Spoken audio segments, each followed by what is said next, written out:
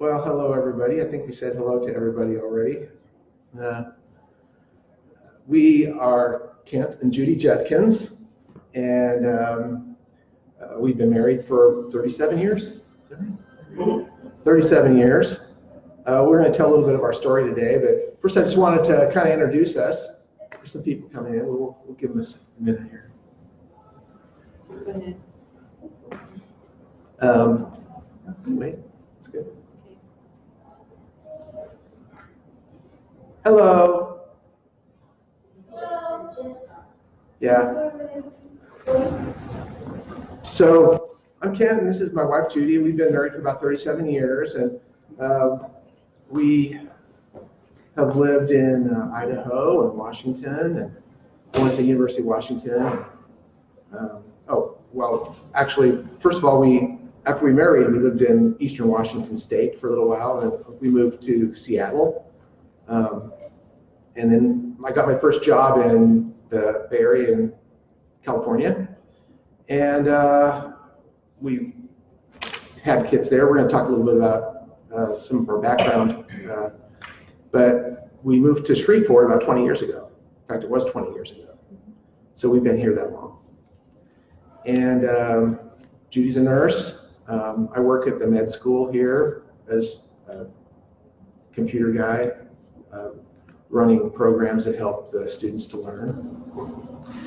And we have 4 kids, 4 adult children, 4 adult offspring.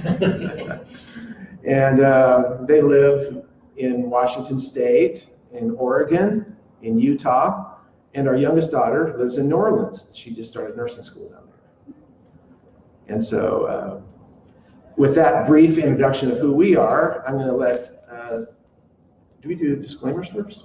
Yeah. Okay. My turn. All right. All right. So you've heard of the Mormon Church? Yes? This is disclaimer number 1. Okay, so the real name of the church is the Church of Jesus Christ of Latter-day Saints. That was what the church was named long ago.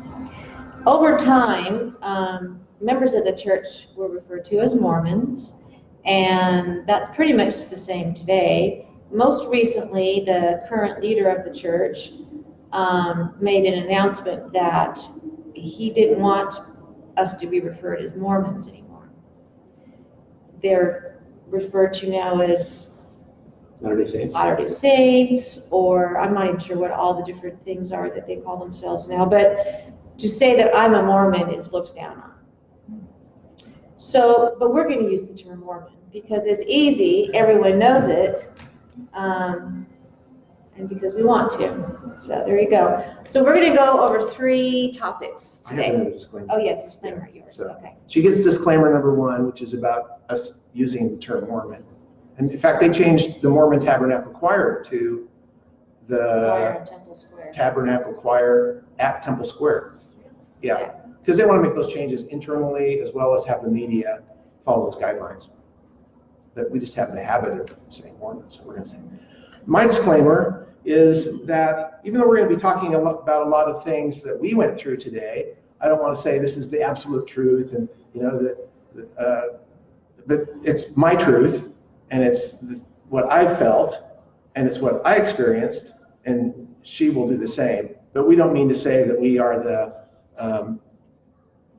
experts on what is, whether the church is right or wrong in something, or that somebody should or shouldn't be in that organization. Just that this is what our story is and what we feel.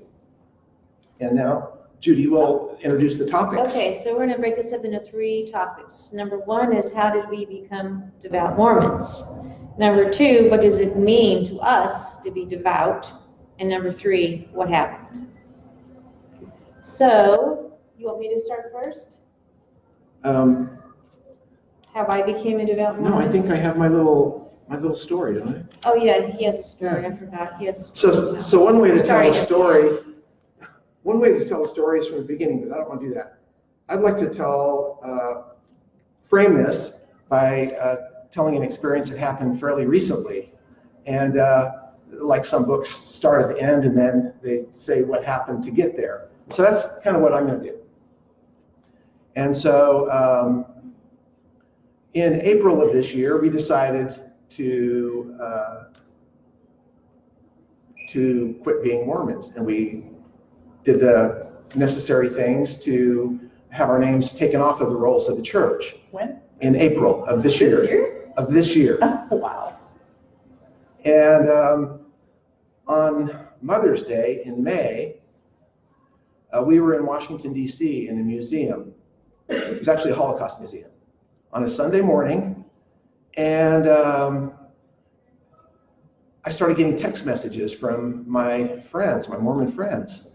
One in particular, who's a policeman here in Shreveport. He said, "Do you know what announcement they just made about you in church?" I said, "No." "What was it?" He says, "Oh, it was terrible, you know. They made an announcement about you in church." And so I wasn't really where I could use my phone in the museum. So I stepped outside and started making some inquiries to different people. And one of those inquiries was to my former bishop, who's also a friend. And I said, "Was there an announcement made?" I asked him, "Was there an announcement made about us in church?" And he texted me word for word what the announcement was. And what happened was the stake president, which is like a diocese, the stake in the Mormon Church, there's a ward, which is a congregation, and a number of those congregations in a region make up a stake, which is more like a diocese, a region. And so the diocese or regional president, on a Mother's Day morning, had representatives from his office go to every one of the congregations and make sure that the bishop of each of these 10 congregations read this announcement to men, women, and children. And it is thus: "Brothers and sisters, the stake presidency has determined it necessary to announce to the general membership of the stake that the Church Records Department, acting under the office of the First Presidency, has removed Kent and Judy Judkins from membership in the church at their insistence. Please know that they are no longer considered members of the church in any way, and any communications or social media posts from them are to be considered as from outside the church." Anyway, now this isn't a typical church policy, and I know that because I was a Mormon bishop for 6 years. I was also in the stake presidency, which is the 3 men that are over 10 or 12 congregations for another 5 years. And I know church policy. I know it very well. This was a rogue leader that decided that it was important to make this announcement. And so that's kind of starting at the end. And that was just in May of this year. And so that leads into the whole story of how we were devout Mormons and what that means, and then how we ended up not being Mormons at all. Well, maybe culturally, but heritage-wise. But anyway, so Judy's going to start with her story about...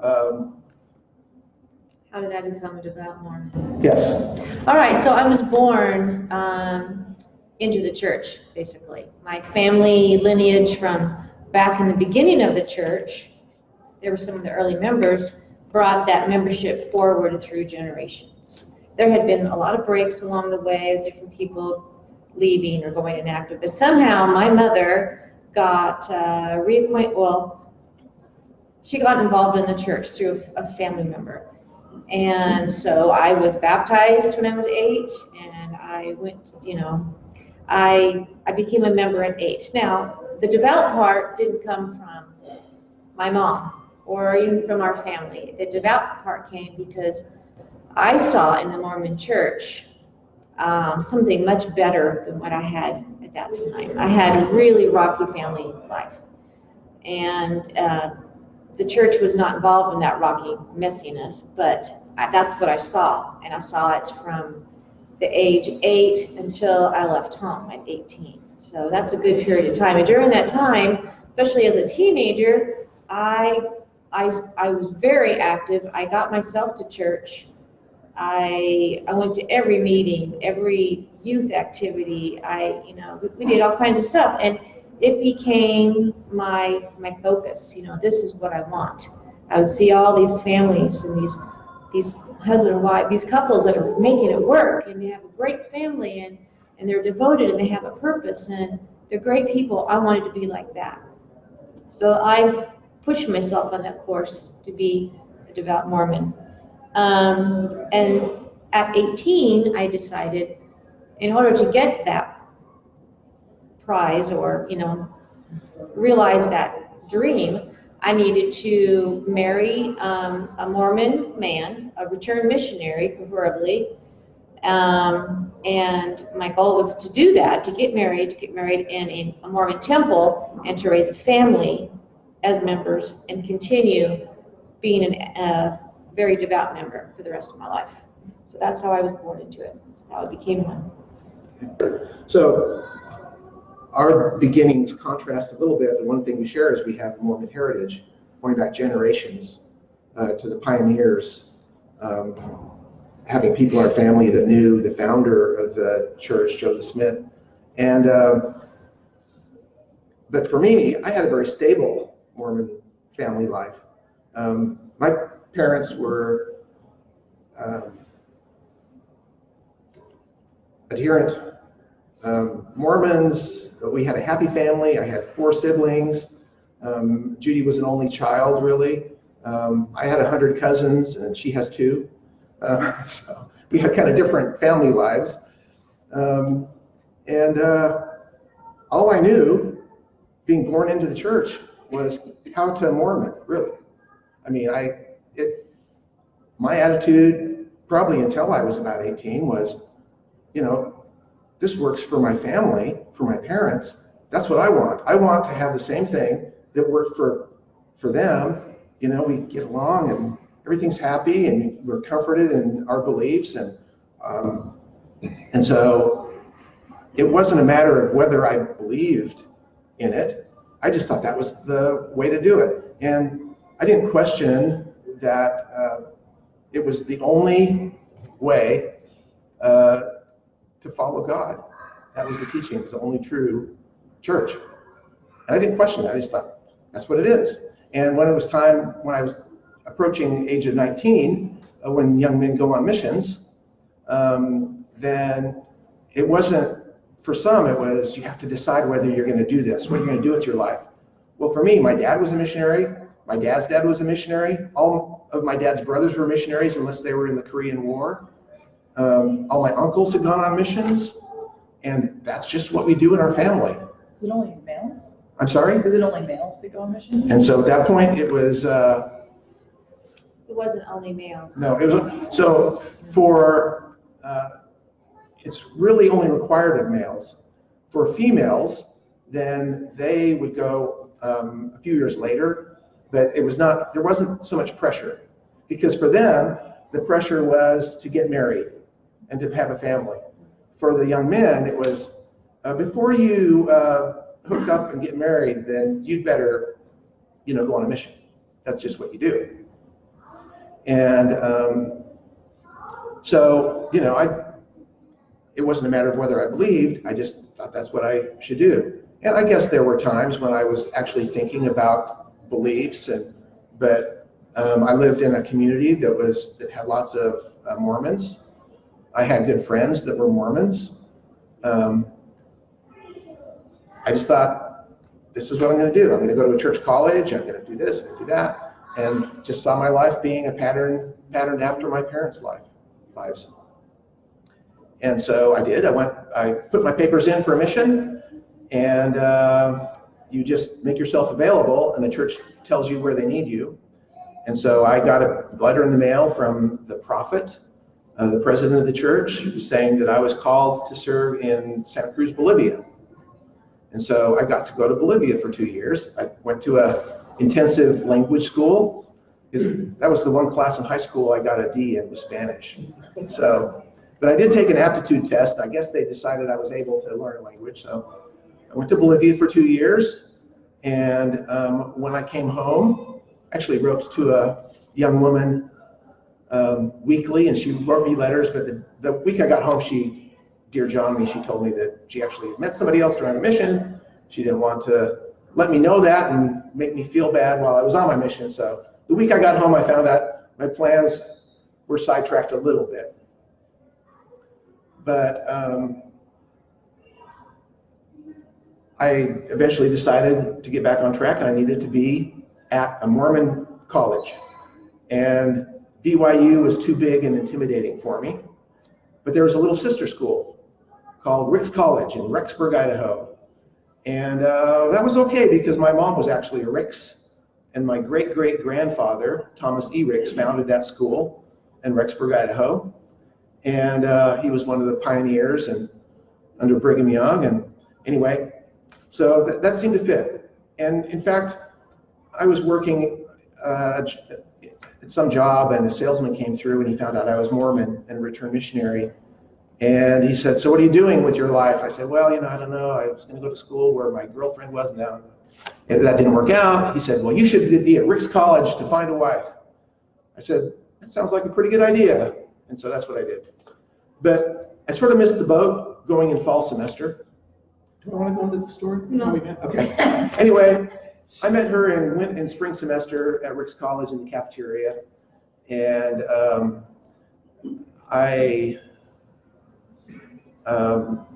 we went on lots of dates. And within a short time, I met her the 1st of February, and on April Fool's Day, April 1st, I proposed to her.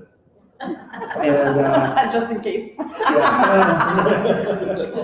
And on our anniversary, I like to send her a card that says, I'm so happy that on April Fool's Day, when I asked you to marry me, you said maybe. That was her answer, by the way, because she had to pray and fast about it before she would answer me. And the next day she answered me.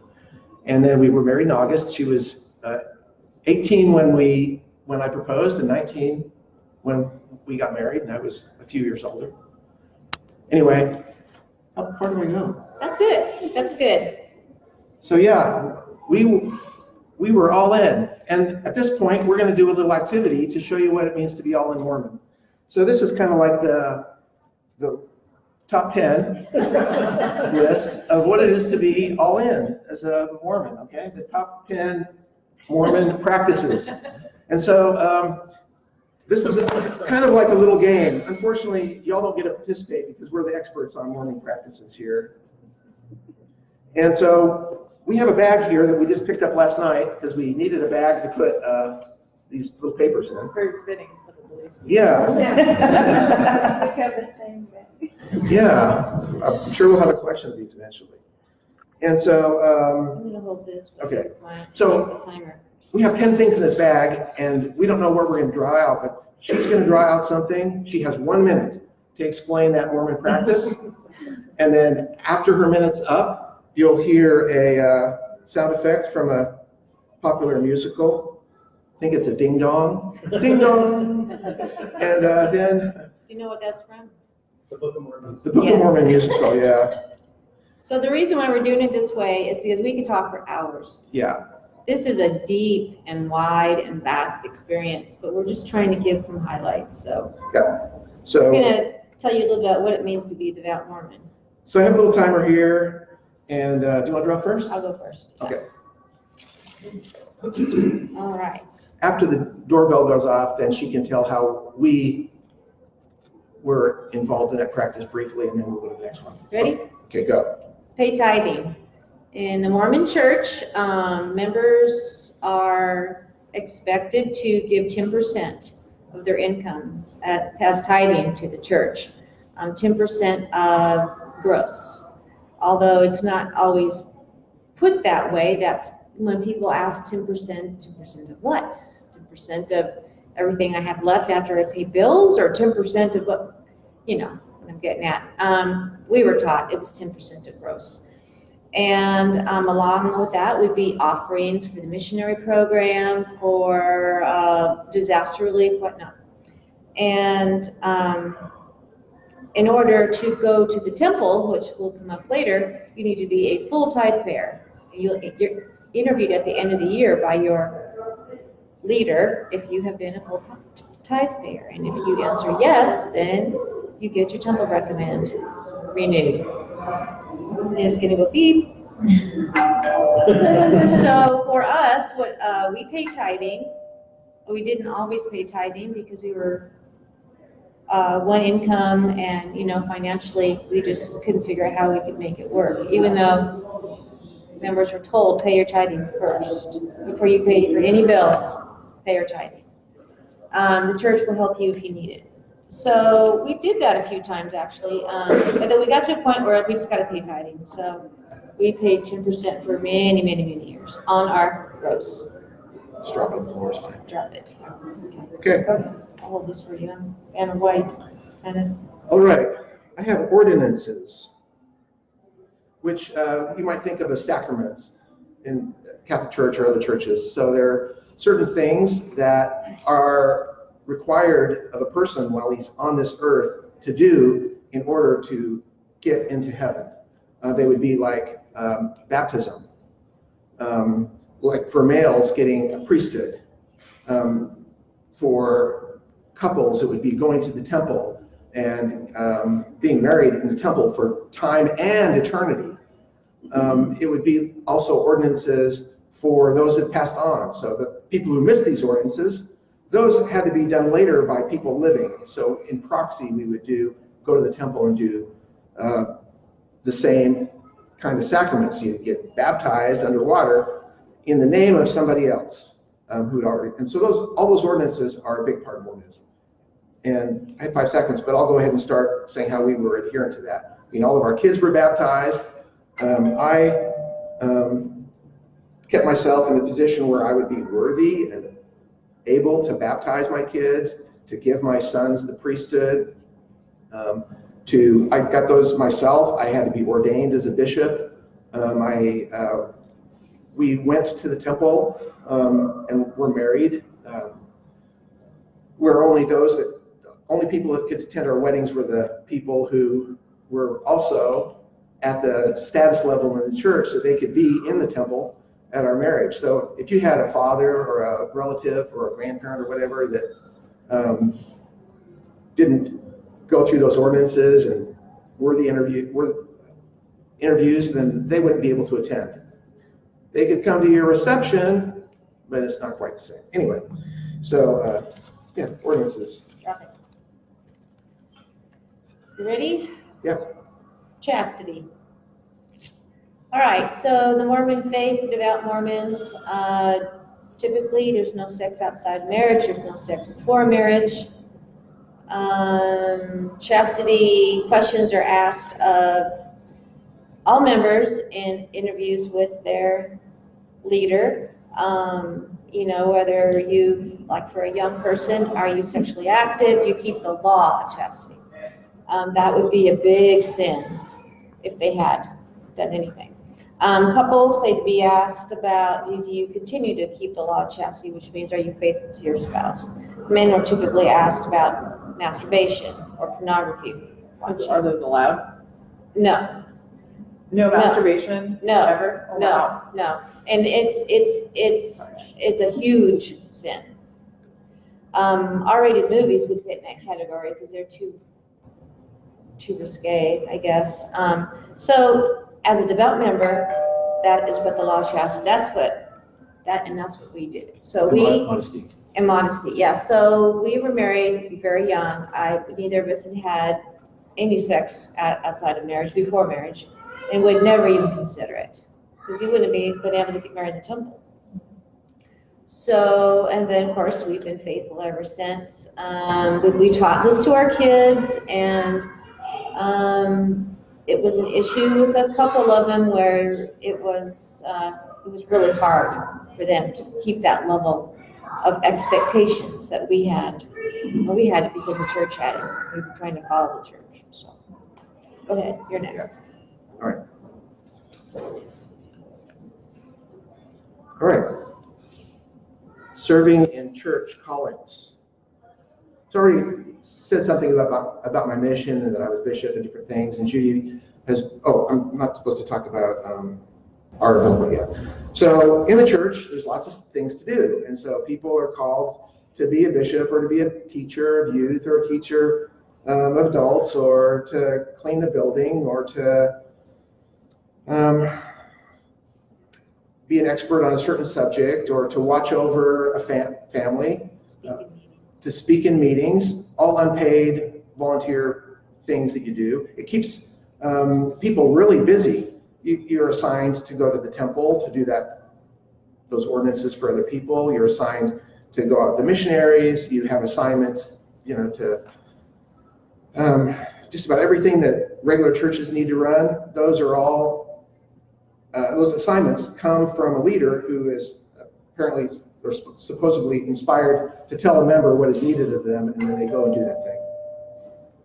And so, yeah, we were involved in all of that, accepting missions, accepting callings, and sometimes at great sacrifice, because when you're a father and you're trying to earn a living, father or mother, and you're trying to earn a living, and then you're asked to be the bishop or the president of all the youth for a woman, and you do that in addition to your full-time job, in addition to going to school. To be mother.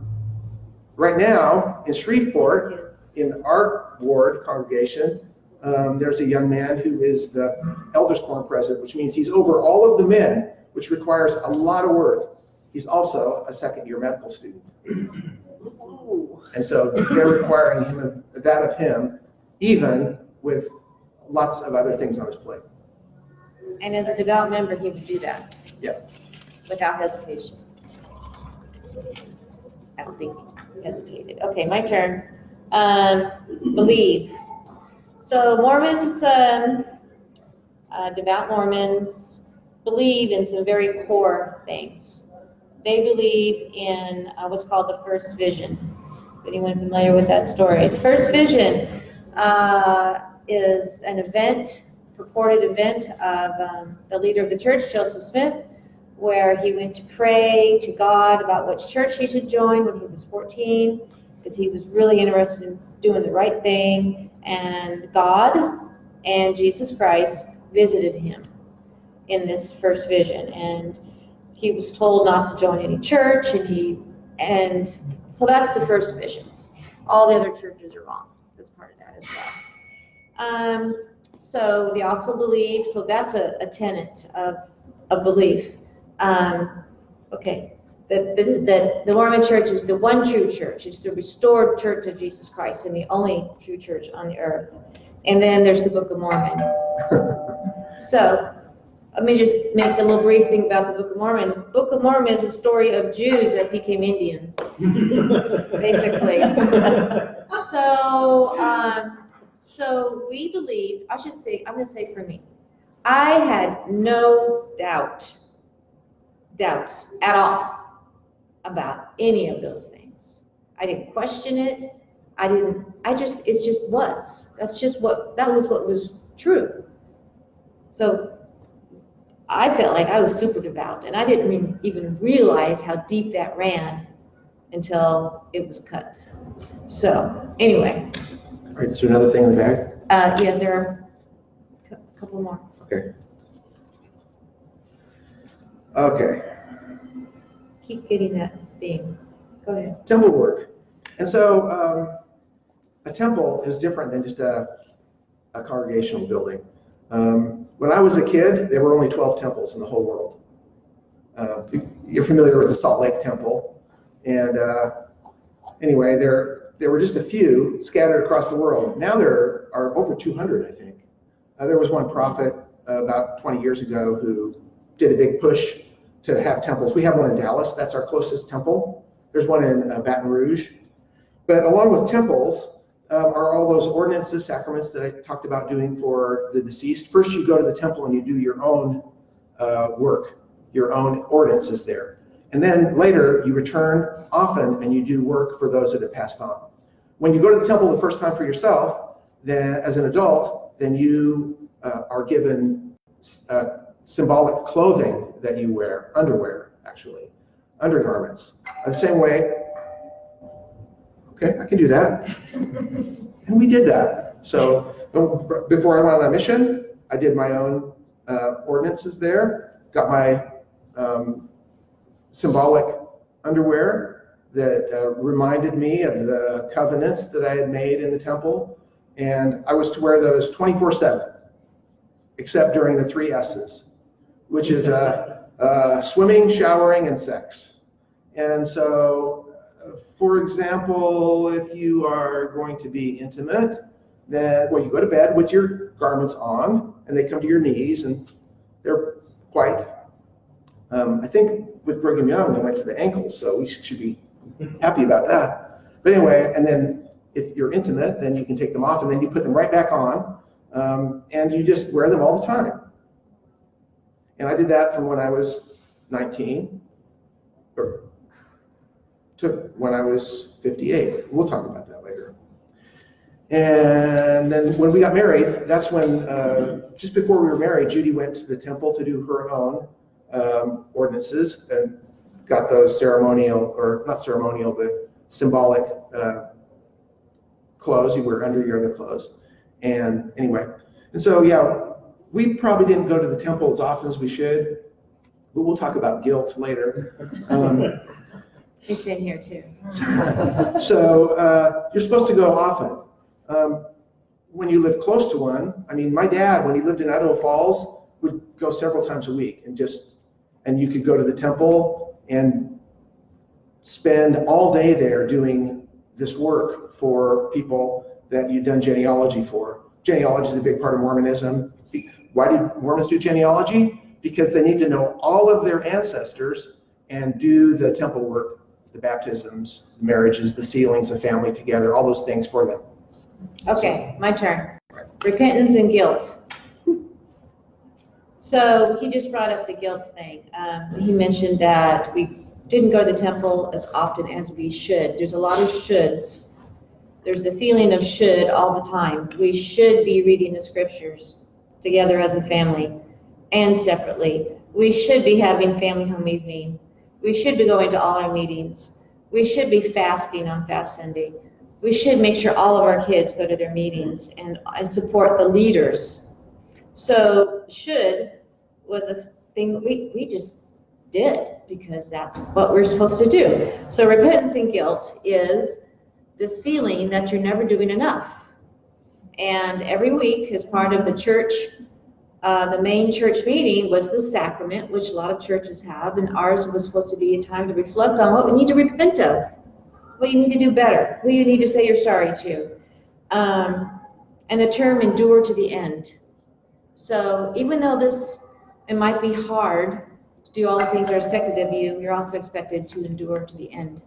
And if you don't, then that's not a good thing either. So that's all I'm going to say about that. Okay, meetings. Just like a lot of churches, but I think especially for Mormons, there's lots of meetings. And you go to church on Sunday, that's a 3-hour block of meetings. 3 one-hour meetings, one after another. Now, the new leader of the church just changed that to 2. And all the Mormons are so happy. Only 2 hours to endure to the end. But yeah, 3 hours of meetings. And then if you're bishop, then you'd probably be at church all day in meetings because you have council meetings and you have planning meetings. You have meetings with members. Around Christmas time, as bishop, I met with every member, adult member and some teenagers of the church for tithing settlement to ask them if they pay tithing, if they are declaring themselves the full tithe payer for that year. So a bishop at Christmas time, when he could be spending time with his family, he is in meetings asking everyone if they paid tithing for the year. There's conferences. We have 10 hours of conference twice a year. That's World Conference that's on satellite. One way to recognize a Mormon church is that they have a huge satellite dish in the back of the church.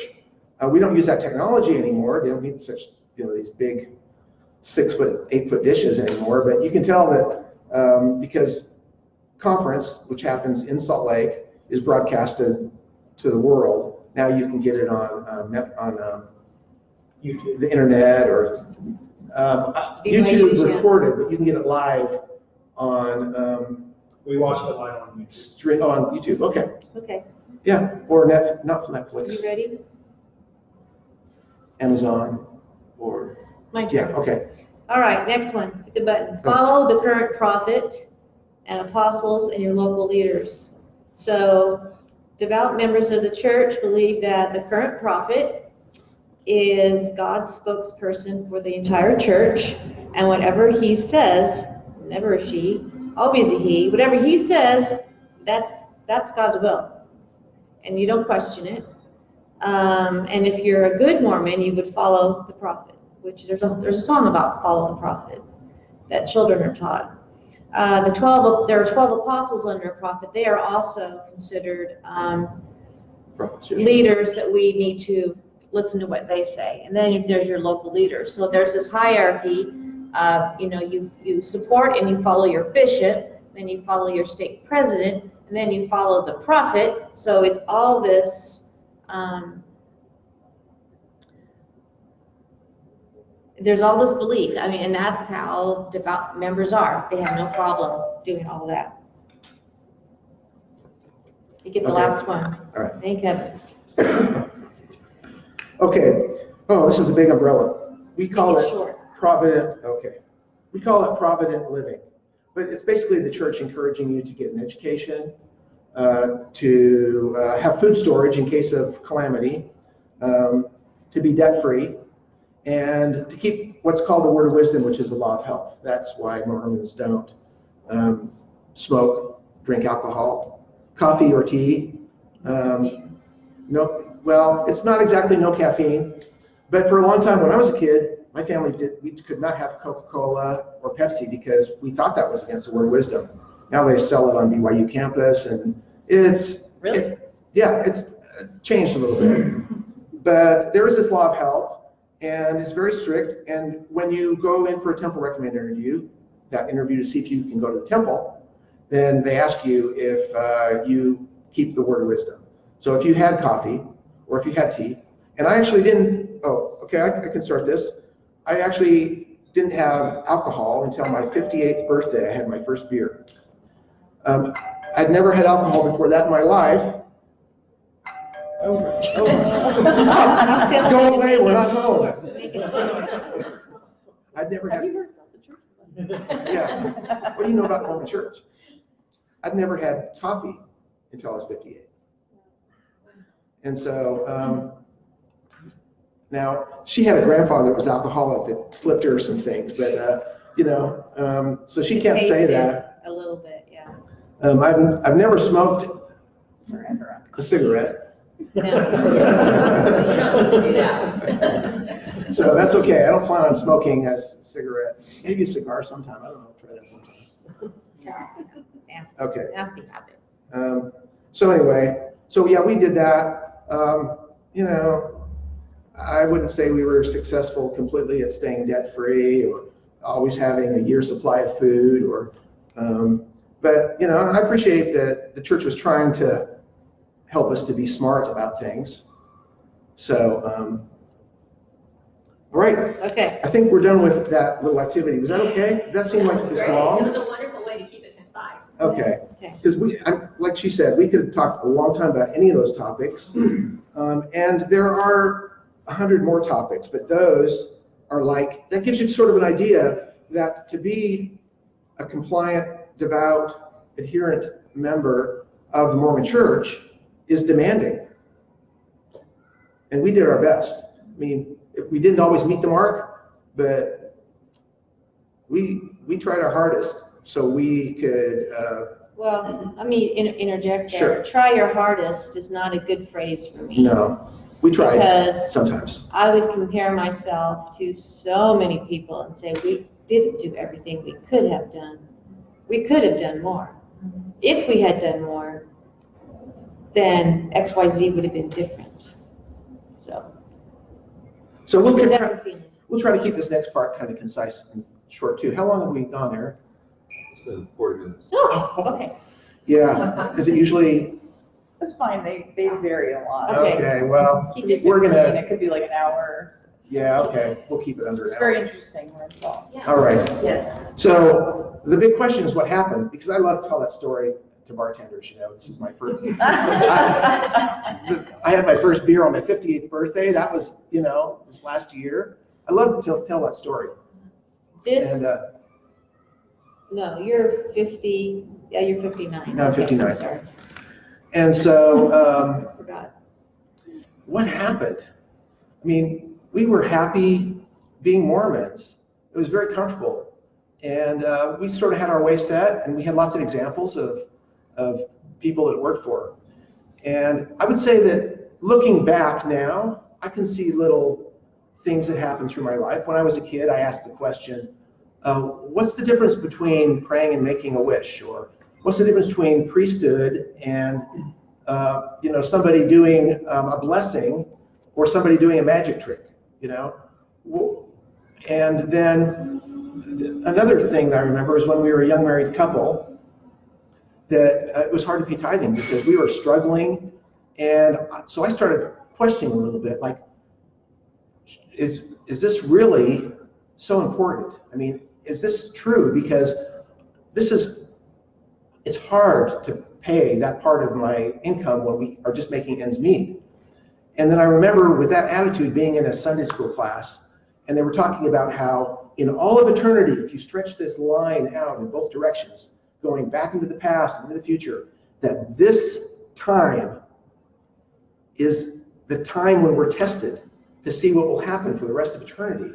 And I thought, how improbable is that? Isn't that sort of like egocentric, thinking that everything rotates around us and that we are in the most important dispensation of time, and that how could we be so lucky to be in the country that Joseph Smith got the only true church, and that we are this chosen people, and that this life is, and it seemed like, well, that's pretty unlikely that all those things would come together like that. But what you do as a Mormon is you put things on the shelf. We call it shelving it. So you say, oh, I have a problem with this. Well, yeah, but we'll know in the eternities. That'll be answered later, It's not for us to know. One of my favorite scriptures was always Isaiah 55, 8 and 9, which says that God's thoughts are not our thoughts. His thoughts are higher than our thoughts. In other words, we have these puny little human minds, and so we just don't understand why things are, why the Holocaust happened and things like that. So anyway, I had these doubts, but I shelved them all. And I think after a few years of being married to me, she was a little disappointed because she had married this returned missionary, but she was having to drag me along in a lot of ways. I wasn't quite the knight in shining Mormon in shining armor that she had hoped, because I was, like, I don't think we should pay tithing. Like you would hear talks where they'd say, pay your tithing first, and then the Lord will bless you, and He'll figure out how to feed your children. That'll happen later. And so she was disappointed. The man is supposed to be the patriarch and lead the family and be the one to say, come on, children, let's have family prayer together. Let's study the scriptures together. And I was the one saying, my office was in our house, and I've got work to do, and we can't, I can't do that right now. And so I was kind of turning into sort of a deadbeat. Resentful. But when we moved to Shreveport 20 years ago, I don't know who's going to see this streaming video, but I think they were a little desperate for leadership, because I was a scoutmaster for a while, and I did a good job doing that and leading the youth, the young men. And then they made me a bishop. And I think I was a good bishop too, but I wasn't the most spiritual person, in my opinion, to be put into that role. And people who are asked to do that, for the most part, don't really want to do that. They don't do it because they really want to have this power, but they were asked to do it. And there's this duty thing. What am I talking about? Oh, what happened? So as I was bishop, and a man in my ward came to me. His name was Eddie Shell.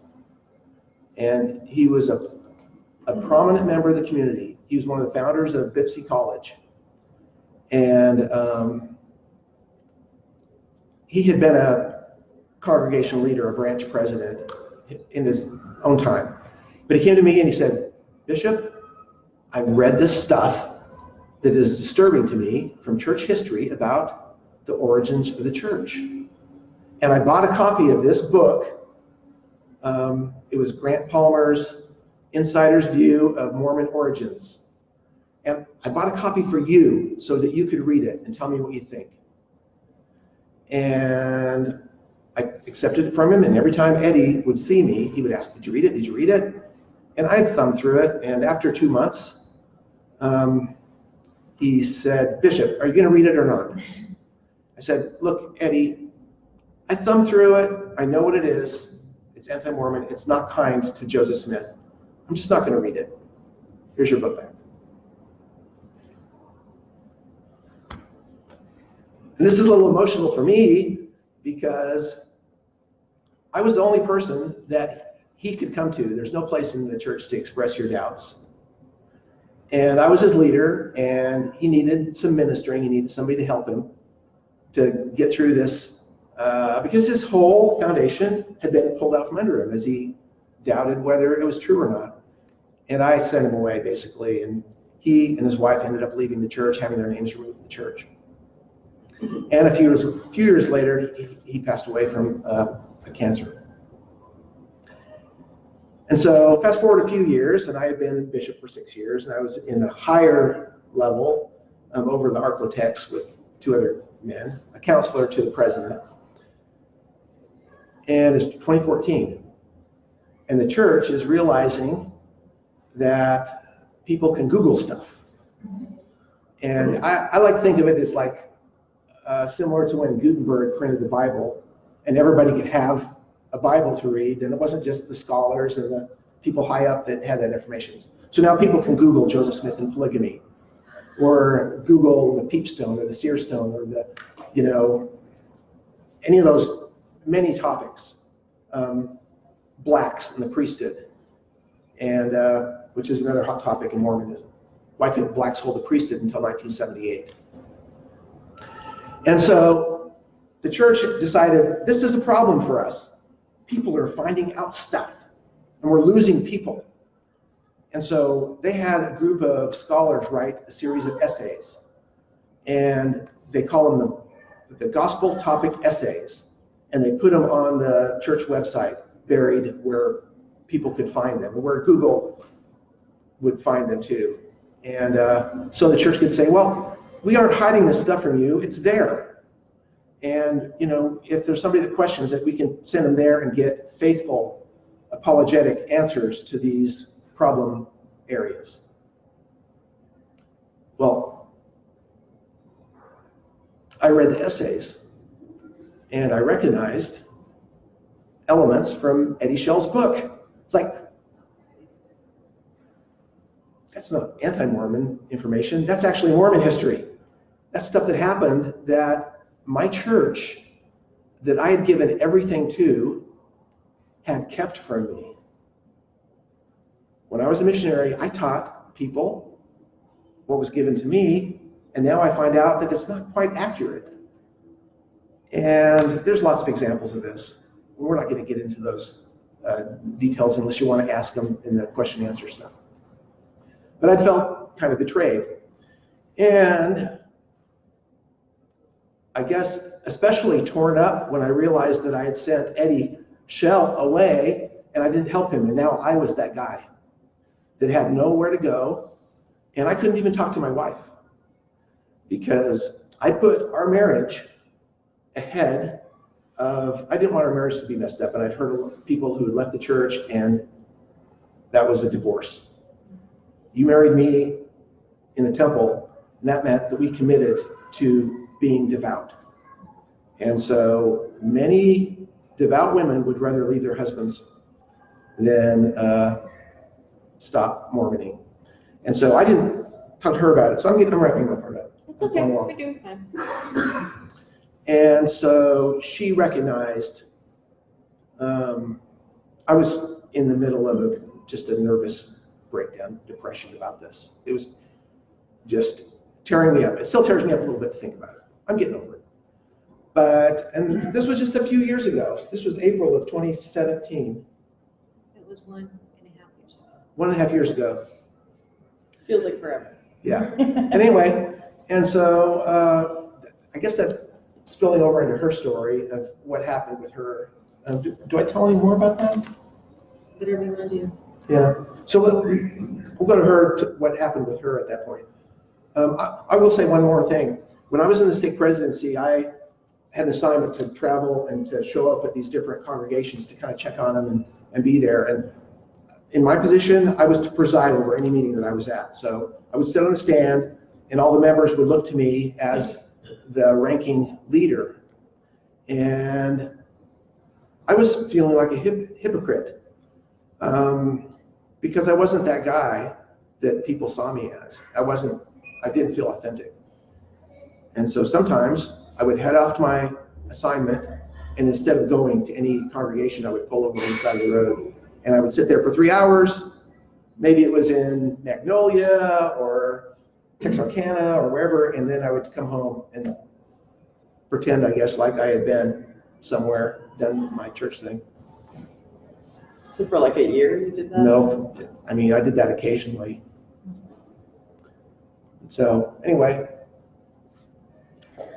Okay, so last February, so 2017, that's a year ago, February. Kent, he had told me the story of Eddie Shell, but I never really paid too much attention about it. You know, like, yeah, that was unfortunate. And I read some of the church essays, and it just kind of went over my head, and I thought, well, some of that sounds interestingly different than what I remember, but you know, this is God's church, so I'm just going to put trust and faith in this. So anyway, Kent came to me and said, Judy, I have got to read this book that Eddie gave me. I have got to find out for myself. And he was trembling, and Kent doesn't tremble. He hardly ever cries. Been married for a long time. So for him to be emotional, I'm like, wow, this is really important to him. And in my mind, I thought, I'm okay. I am strong, and we're strong in our marriage. We've raised our kids. They're gone now. It's just us. I'll be fine. I have a strong belief in the church. What's the worst that can happen? You know, so he started reading this book, and over the course of a week or two, I noticed that he was getting really depressed. I'd never seen him like this. He was crying. He wasn't sleeping. He was devouring this book. He was just, it was like I knew something was terribly wrong. So I said, I know this is really bothering you, and I want to know what you're reading. So up to that point, even though I had read those essays, and I knew about some of the problems of the church, but those things never really tested my faith. I didn't doubt the church was true. I just felt like there were things I didn't understand, and was taught and trained to believe that's just how it was. You're not going to understand everything. You're not going to understand why God did this or that, or you just have to have faith. Have faith, believe in your leaders, follow the prophet. And so I did. And I had, I would say, no doubts. I mean, I saw a little bit of gray, but I didn't have any doubts. I believed everything. I followed, I mean, I was adherent. I had no problems with the church whatsoever. And I started reading this book.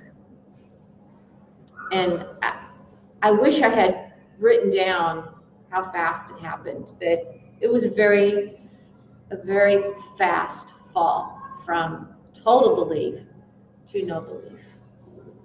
From believing in God and Jesus Christ, and that version of God and Jesus Christ as we were taught, and having such faith in prayer, and God was my best friend, and I believed everything, you know, all this stuff about this restored church, and being married in the temple, being sealed as a family, and then it was gone. It was as if I don't know, something died suddenly, unexpectedly died in me.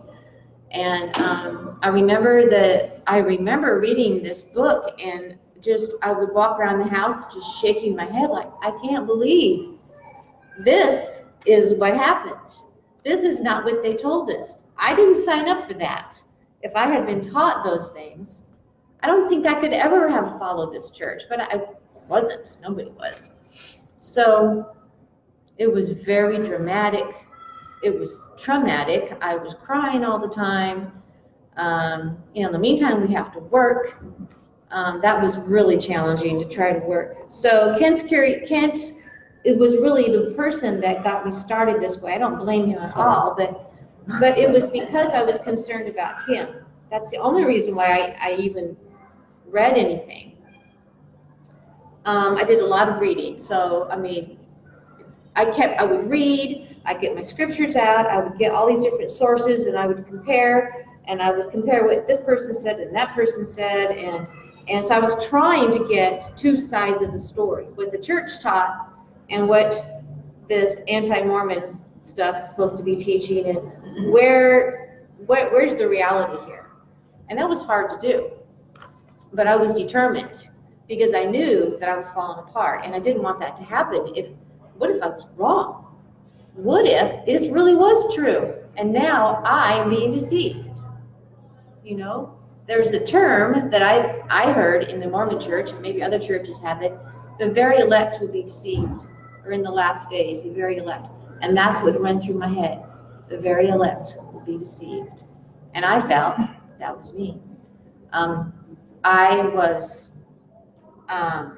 So I remembered from nursing school the stages of grief.